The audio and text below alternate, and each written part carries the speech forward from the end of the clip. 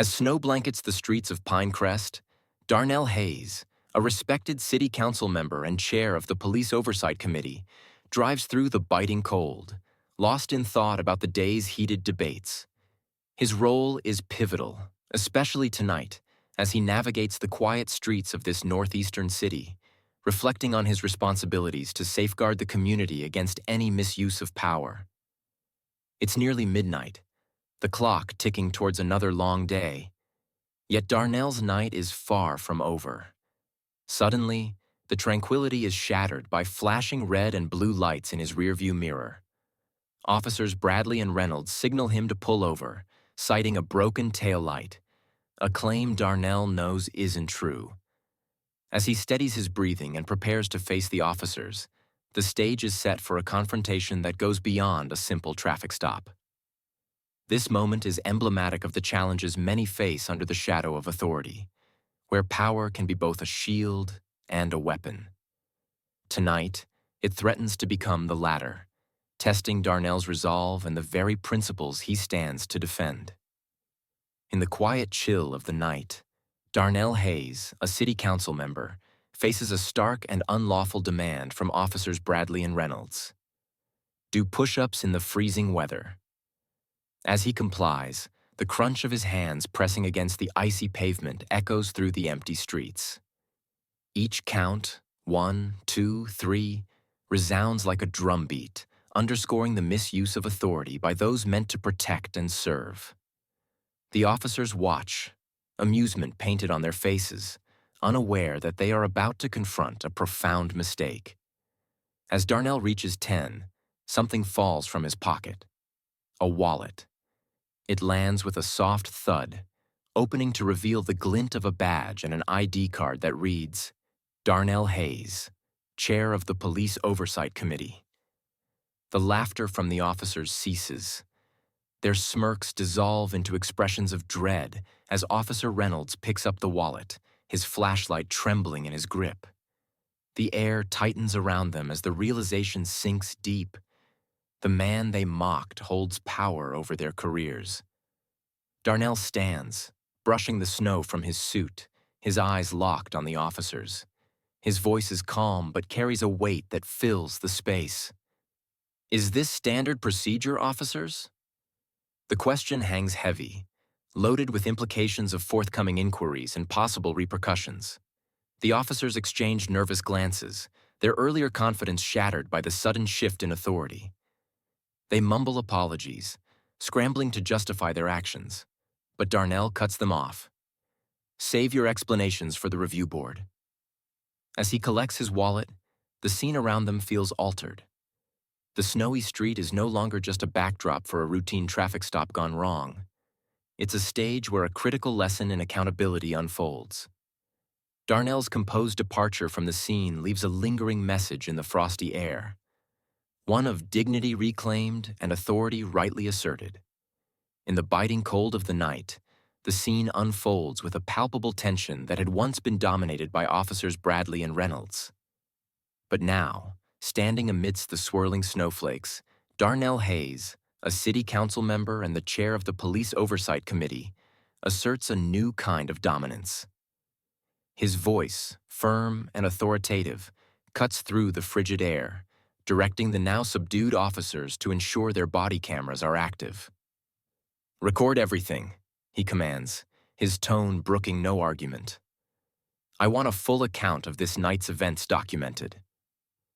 The officers, shaken by the revelation of Darnell's identity and the impending consequences of their actions, comply immediately. Their earlier bravado has evaporated, replaced by a dawning realization of the severity of their mistake. Darnell, leveraging his authority, insists on the preservation of all evidence and informs them that they will soon be explaining their actions to a review board.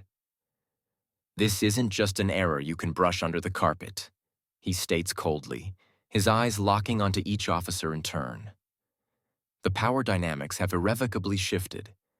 Darnell stands as the enforcer of justice, his position clear and his resolve unwavering. As he drives home, the silence of the night is a stark contrast to the turmoil within him. Each streetlight that passes casts a light on his contemplations. The incident isn't merely a personal affront, but a glaring indicator of the systemic issues he's fought so hard to amend. When Darnell reaches his home, the warmth that greets him does little to thaw the chill that has settled in his bones, not from the winter air, but from the cold reality of his experience. Inside, the quiet comfort of his living room surrounds him, but peace is elusive. He replays the events, the demands, the moment of his forced compliance, and the eventual shift in control. It's a narrative far too common, yet rarely challenged by those with the power to enact change. Darnell thinks of the countless others who have endured similar, if not worse, without the means to demand accountability. The injustice fuels a fiery determination within him. Resolved to turn this ordeal into a catalyst for real change, Darnell begins to plan.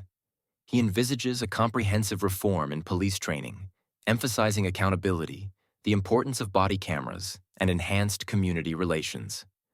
This incident will be the cornerstone of his argument for why such changes are critically necessary. "This stops now," he whispers into the quiet of his room, the words a solemn vow to his community.